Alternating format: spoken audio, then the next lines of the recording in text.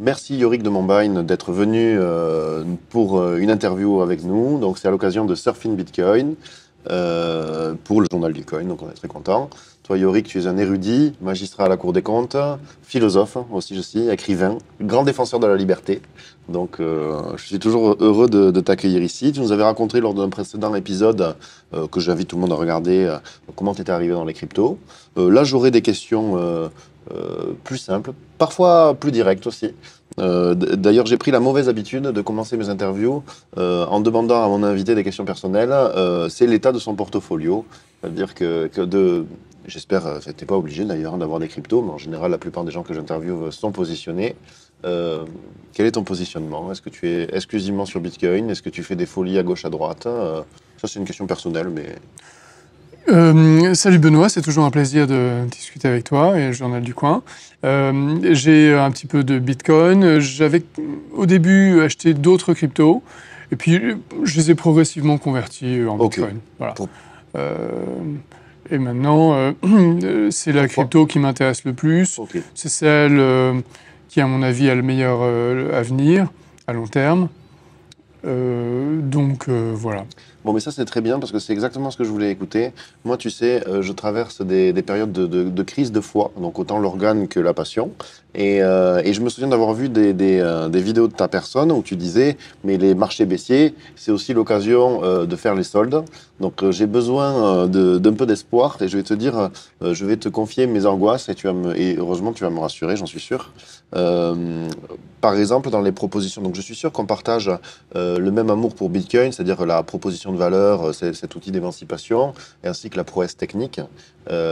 Mais des fois, je me demande si Bitcoin serait vraiment résistant à la censure d'un État et d'un grand État comme par exemple l'État américain ou disons que voilà, c'est la pression réglementaire. Je me demande si pour l'instant Bitcoin n'a surtout pas été ignoré, donc c'est vrai qu'il a une résistance à la censure, mais à ton avis, à quel point est-il résistant à quel point est-il difficile à censurer, incorruptible C'est un vaste sujet, hein. C'est pas évident. Tu parles de censure technique ou d'interdiction légale? Alors, je suis assez confiant sur la censure technique. C'est plutôt l'attaque réglementaire. Donc, évidemment, on a chassé les mineurs de Chine et force est de constater qu'ils se sont adaptés. Mais par exemple, la censure peut être vicieuse et consister tout simplement à ne pas inclure des transactions dans des blocs. Sous peine d'être complice de blanchiment d'argent, par exemple. Ouais. Des choses comme ça. C'est ce qu'on a vu, en fait, c'est quelque chose qu'on a vu sur le réseau Ethereum, donc avec Tornado Cash, pour remettre un peu de contexte, qui proposait un service de mixing. Donc, en fait, certaines adresses ont été identifiées, et donc, du coup, je sais que le développeur principal du service a été arrêté et poursuivi.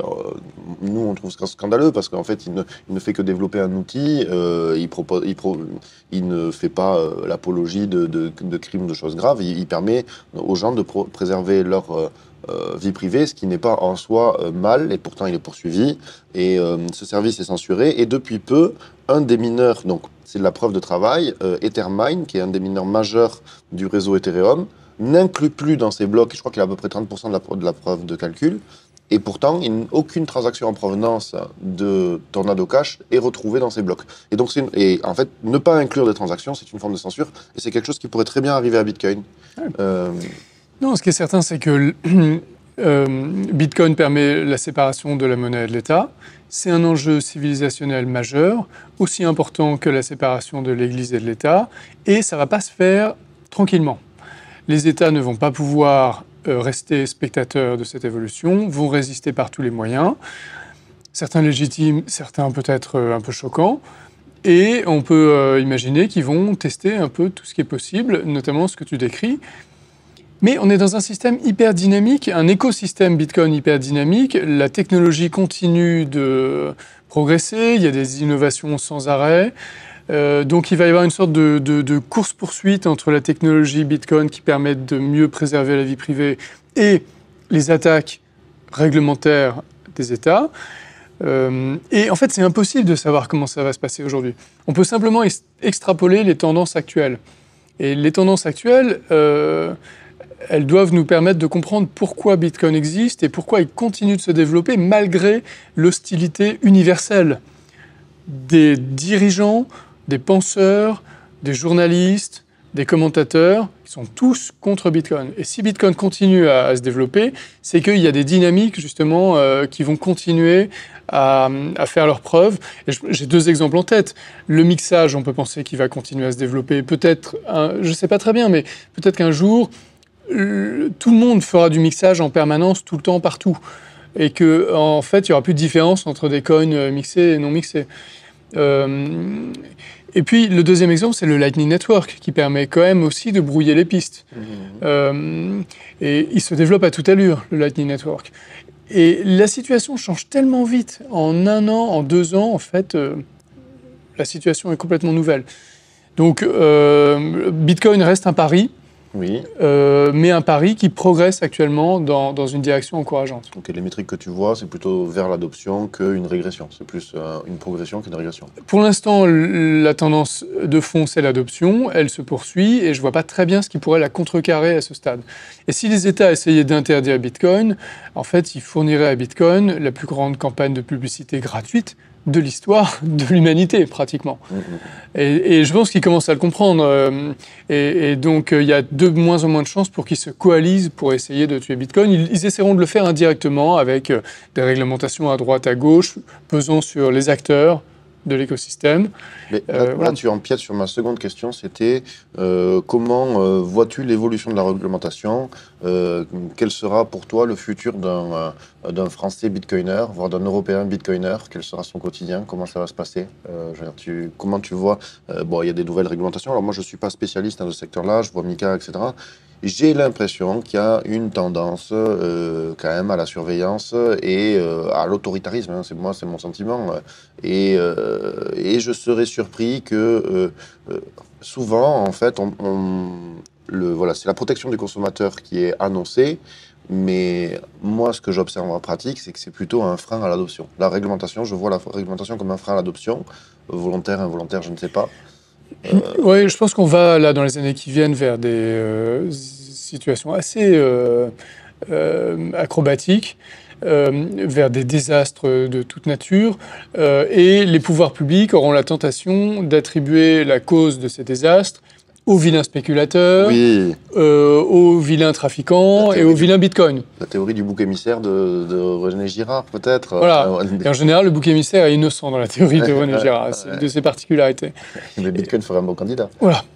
Donc, la vie du détenteur de Bitcoin ne va pas forcément être très simple dans les années qui viennent, en tout cas en Europe. Il y a peut-être d'autres zones du monde où les pouvoirs publics vont voir les choses différemment. Peut-être qu'aux États-Unis, ça va être différent. Donc, en fait, on peut s'attendre un peu à tout. Hein. C'est très difficile d'avoir une idée précise.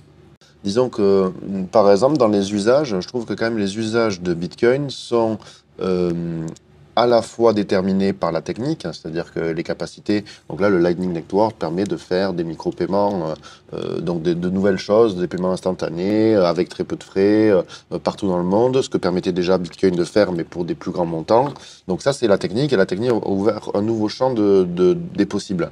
Mais par exemple, sur l'usage de Bitcoin en tant que moyen de paiement, je trouve que c'est grandement lié à la loi.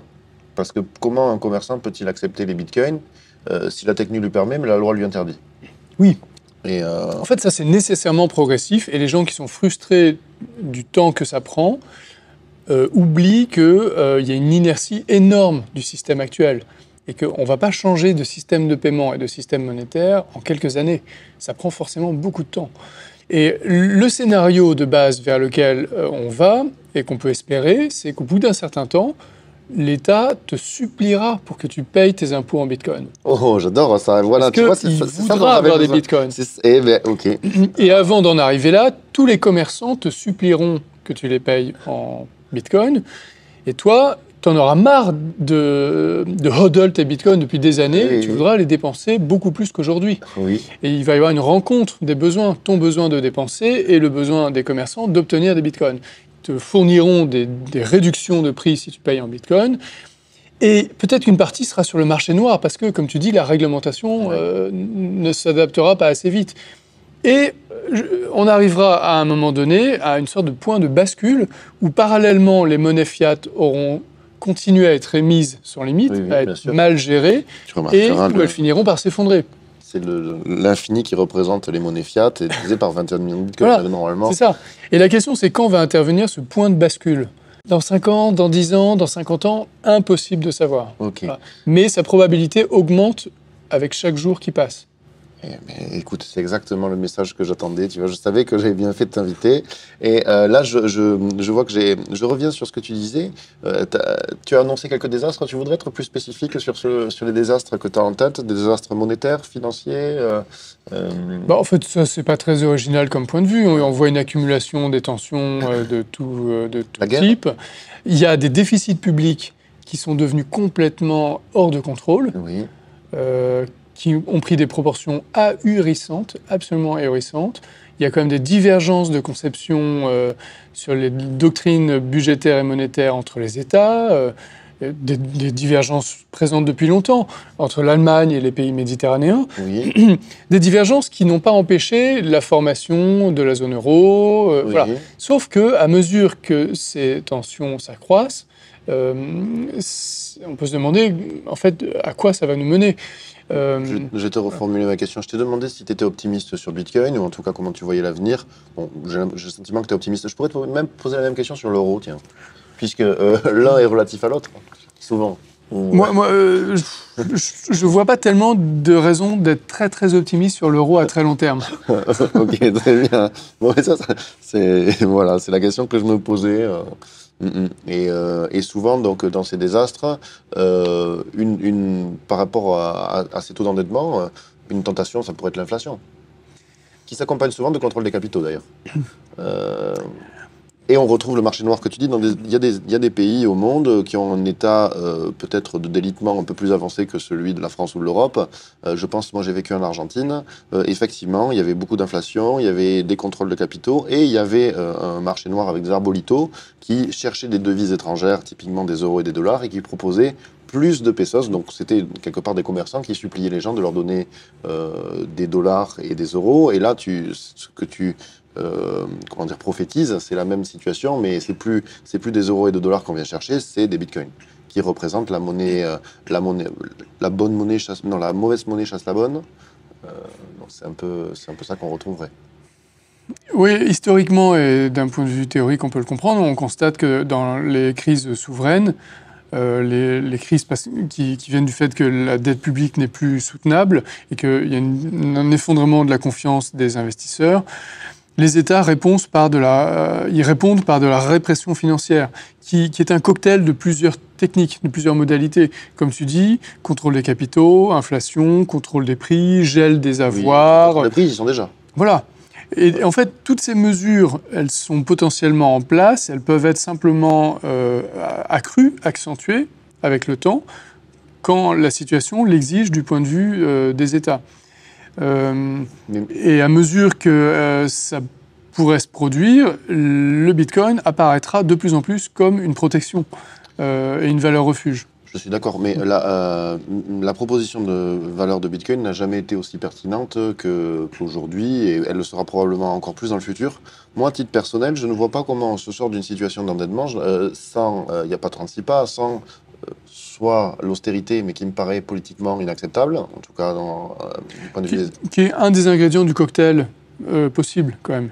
Oui, mais moi, à titre personnel, je la trouve peu probable. Mais qui ne peut pas être prépondérant, voilà, parce qu'il est insoutenable politiquement. Et donc, du coup, il reste la cavalerie. Ouais. Non, moi je pense vraiment que ce sera un cocktail de plusieurs techniques, dont l'austérité, etc., dans des proportions différentes, peut-être selon les endroits, selon la culture politique et économique des gens, et selon la gravité de la situation aussi. Mais du coup, Bitcoin pourrait aussi agacer. Ah oui. Je veux dire, ça pourrait être un élément allergène. Et il va agacer aussi... il agace d'ailleurs déjà. Oui, je m'en réjouis qu'il agace, c'est dans la nature. Oui, il agace de plus en plus. Il y a encore beaucoup de gens au sommet des États qui sont pas particulièrement inquiets de l'existence du Bitcoin. Et voilà, c'est très bien comme ça. Mais le Bitcoin agacera encore plus quand on aura franchi le nouveau cap majeur de cette détérioration, qui sera la mise en place de monnaie numérique de banque centrale. Oh, quelle horreur. Alors c'est vrai que j'avais pas cette question, mais qu'en penses-tu? C'est un instrument dont rêvent les banques centrales, Oui. que la Chine a mis en place et qui permettrait à la puissance publique d'accroître son pouvoir sur la vie privée et sur l'économie dans des proportions inouïes. Le problème, c'est que les banques centrales sont un peu embêtées parce que si elles mettent ça en place, elles disruptent le secteur bancaire. Oui, et donc les banques sont un peu inquiètes. Alors les banques centrales répondent en disant « mais vous inquiétez pas, on va faire ça de manière progressive. La monnaie banque centrale que les individus pourront détenir sera limitée à une certaine somme. Vous inquiétez pas, on est très intelligents, nous, les banques centrales, on gère. » Et en fait, elles ont beaucoup de budget pour faire croire cette idée. Elles ont beaucoup de budget pour communiquer, et elles sont des professionnels du marketing, de grands talents. Et donc, beaucoup de gens gobent cette propagande. Simplement, une fois qu'elles auront mis ça en place, que progressivement elles auront éliminé l'argent liquide, beaucoup de gens se rendront compte que le Bitcoin est quelque chose de bien pratique pour préserver sa vie privée et son épargne. Et donc, ça rendra le Bitcoin encore plus agaçant pour la puissance publique. Et parce qu'elle souffre mal la concurrence en général. Il y a des domaines où elle n'aime pas beaucoup la concurrence, et il y en a d'autres où elle prétendent imposer la concurrence par la loi et l'action administrative, et c'est en gros les politiques antitrust. Voilà. Ok, d'accord. Et bon, mais c'est intéressant, on verra. L'autre sujet phare dans la technique, au niveau de Bitcoin, évidemment, il y a la preuve de travail. C'est d'ailleurs un des biais qui pourrait être attaqué parce que souvent, elle est conspuée. Moi, je trouve qu'il y a une part de mauvaise foi parce que toute consommation énergétique, en fait, n'est pas assimilable à un gaspillage. Certaines dépenses énergétiques sont essentielles et nécessaires à la vie. On peut parler, les hôpitaux consomment beaucoup d'énergie. On est bien content qu'ils en consomment pour sauver des vies. Et Bitcoin, quelque part, c'est sauver une vie financière. Donc, que ça va permettre, c'est un radeau de sauvetage financier. Donc, il est nécessaire d'engager une certaine consommation, mais déjà l'électricité consommée n'est pas forcément carbonée. Tous les kilowatts ne se valent pas. Je crois que le mix énergétique de Bitcoin est très correct. Et en plus... 60% de NR, je crois, d'après ce que disent les études. Donc c'est quand même remarquable. Et en plus, ça a une utilité. Parce qu'en général, moins les personnes comprennent l'intérêt de Bitcoin, plus ils trouvent qu'il pollue. Et plus votre commerce est menacé par cette industrie, plus vous la trouvez polluante. C'est-à-dire que si je demandais... Donc c'est pour ça. Et je vois qu'il y a des fonctions dans les banques centrales qui s'intéressent de plus en plus au changement climatique. Je trouve que c'est opportun. Je ne savais pas qu'elles étaient écolos. Donc elles le deviennent, en tout cas, dans les propos. Moi, je me dis que ça pourrait être un vecteur d'attaque. Je vois ça comme un vecteur d'attaque. Donc, qu'est-ce que tu penses de la preuve de travail, sachant qu'en parallèle, il y a Ethereum qui, lui, fait une transition, donc le numéro 2, une transition historique, donc on verra comment elle se produit, de la preuve de travail vers la preuve d'enjeu, proof of stake. Est-ce que tu as une réflexion sur ça? C'est un sujet central, la preuve de travail, effectivement. Alors déjà, premier élément, aucune monnaie ne peut... rien ne peut devenir une monnaie et être utilisée comme une monnaie durablement si cette chose n'est pas coûteuse à produire. Ça, la théorie monétaire le montre et l'histoire monétaire le montre. Historiquement, tout ce qu'on a utilisé comme des monnaies alors que c'était des choses qui n'étaient pas coûteuses à produire, historiquement, toutes ces monnaies se sont effondrées, ont disparu. C'est pas bon pour la monnaie fiat, c'est pas bon pour la monnaie papier, ce que tu dis. Exactement, c'est un des problèmes de la monnaie fiat, c'est que son coût de production est nul, ou quasiment nul. Okay. Alors que le Bitcoin, son coût de production est très élevé. Oui. Et c'est pensé pour ça, c'est voulu pour ça. Plus son coût de production est élevé, et plus il est difficile à pirater, techniquement. Donc c'est une vertu qui soit coûteux à produire. Et le génie de Nakamoto a été d'utiliser la preuve de travail comme méthode pour infliger un coût aux producteurs du Bitcoin, les mineurs. Faire des calculs informatiques massifs arbitraires. Alors ensuite, c'est vrai qu'il y a énormément de désinformation là-dessus. Il y a beaucoup de gens qui, de bonne foi, sont convaincus qu'une grande consommation énergétique du Bitcoin est mauvaise pour l'environnement. Donc ces gens-là, il faut leur expliquer, comme tu l'as dit, que le mix énergétique est bon, il augmente, Bitcoin rend rentable des unités de production de NR, là où elles ne sont pas, etc. Le NR, c'est... d'énergie renouvelable. Et puis, il y a des idéologues fanatiques anti-liberté qui utilisent n'importe quel prétexte pour remettre en question la liberté. Évidemment, ils ne le disent jamais comme ça. Ils n'arrivent jamais à la télé en disant « je suis un idéologue fanatique, je déteste la liberté individuelle, et mon obsession, mon fantasme pervers, c'est de réguler la vie privée des gens ». Ils ne l'affichent pas comme ça. Et pourtant, c'est ça leur sous-jacent moral et intellectuel. Moi, je suis d'accord avec toi. J'ai une blague pour résumer ça. Je dis qu'il n'y a aucun dictateur qui vient au pouvoir en promettant la mort et la prison. Et voilà. Et en général, les utopies de gauche promettent le paradis sur Terre, alors qu'elles aboutissent au totalitarisme.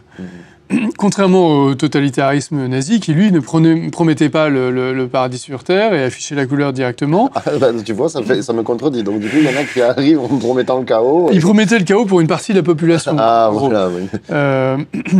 Et donc, cette clique d'idéologues fanatiques qui instrumentalisent une question légitime qui est la question environnementale, en fait, ces gens-là sont coupables d'une désinformation massive et le rôle des bitcoiners, c'est de lutter contre cette désinformation. La question, c'est est-ce que cette désinformation va freiner l'essor de Bitcoin ? Si elle se traduit par une mise en place de réglementations très coercitives, comme on a failli le voir avec Mika, eh bien, effectivement, ponctuellement, ça pourrait freiner l'adoption de Bitcoin dans des zones précises qui, en conséquence, vont prendre un retard dans la révolution, la nouvelle étape de la révolution d'Internet, qui est la révolution Bitcoin. Et d'autres en profiteront dans d'autres pays. Oui, bien sûr. Voilà. Non, c'est pas, de toute façon, les États se concurrencent les uns les autres. Voilà. Et il y a quand même une prime à la sagacité vis-à-vis de et aux États-Unis, ils font du minage sur les sites de production de pétrole en utilisant le gaz de torchage. Oui. Donc, ils sont bien plus futés que nous. Ils le sont souvent, malheureusement, et c'est assez agaçant. Alors là, je saute du coq à l'âne. J'ai une question. Est-ce que tu t'es intéressé au NFT ou pas, le milieu de l'art? Par exemple, il y a une question qui, toi, philosophique, doit t'amuser, c'est d'où provient la valeur des choses. Donc, chez les Autrichiens, c'est plutôt subjectif, on dit. Je pense que les NFT en sont la preuve. Est-ce que tu as sombré dans ce... Sachant que les premiers NFT ont été créés sur Bitcoin, hein, ce n'est pas forcément exclusif au marché Ethereum ou des altcoins, ou est-ce que pour l'instant, tu as d'autres chats à fouetter Non, moi, j'ai rien contre les NFT, j'aime bien le concept, je pense que ça fait partie de la tokenisation des actifs, et que ça peut être fait sur Bitcoin parfois, donc aucun problème. Simplement, comme là, on est dans l'utilisation d'une technologie nouvelle à un champ nouveau, on est dans une phase d'exubérance irrationnelle complètement délirante, avec tous les excès qu'on voit dans ce genre de phase. Et donc tous les gens, enfin une bonne partie des gens qui se sont engouffrés dans cette mode n'ont fait que financer l'expérimentation de cette techno et se sont fait complètement rincer. Voilà. Ouais, mais tu sais que moi qui ne suis pas grand connaisseur de l'art moderne, il me paraît pas très différent. C'est-à-dire que si tu veux apprécier, je veux dire, le prix de certaines œuvres, les éléments rationnels sont difficiles à comprendre. Donc, oui, alors il y a le débat un petit peu plus général sur l'art contemporain. Pourquoi la valeur de marché de ces œuvres est gigantesque. Parce que je pense que c'est ça qui choque l'esprit dans les NFT, c'est qu'on voit des œuvres que la plupart d'entre nous jugeront moches et chères.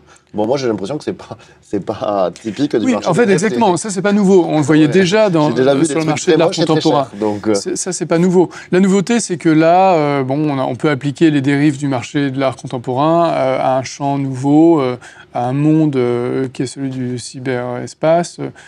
Bon. Moi, je trouve que ce serait dommage de réduire les NFT à ces dérives de l'art moderne. C'est vrai que ça y est, mais ça ne se résume pas à ça. Oui, tout à fait. On peut faire des tas de choses intelligentes, utiles avec des NFT. Et de toute façon, c'est le processus normal du marché. Il y a des expérimentations, des excès, des gens qui vont couler, des gens qui vont prospérer, et des usages qui progressivement vont se révéler utiles pour l'humanité.